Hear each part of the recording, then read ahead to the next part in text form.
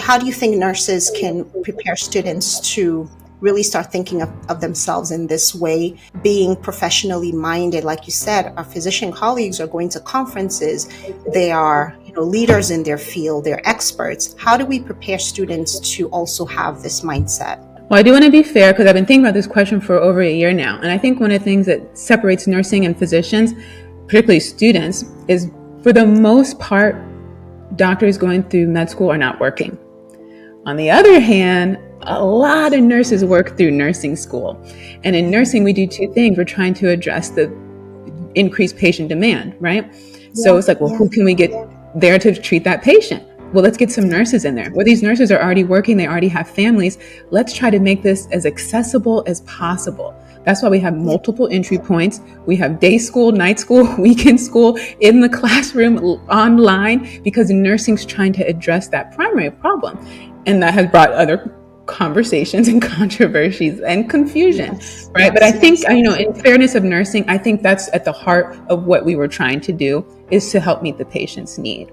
And so what can we do? Well, I've worked on a curriculum committee before, and you can come up with an idea today, and it can take 3 to 4 years before it's implemented, because you can't change the students. If they just came into that program a year or two ago and you change everything, it disrupts their whole graduation. So you do have to be mindful of that.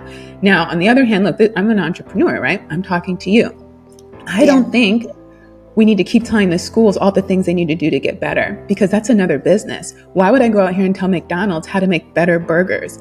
I want to have the best burger in town. So instead of telling that school that still has the same professor, the same book, the same lecture, but each year that tuition goes up by $10,000 and another $10,000, instead of telling them how to get better, why don't we just create that table that we're looking for? Instead of begging for attention and have our voice heard, we just create the table and create a place for us to be heard and seen. That's my perspective on it. And I think through active mentorship, which is what we're doing at the Mahogany Telederm Nurse Intern, is you give them a task. So our physicians, right, by the time they start practicing a decade later, they've written so many publications or had their name on it in a team effort.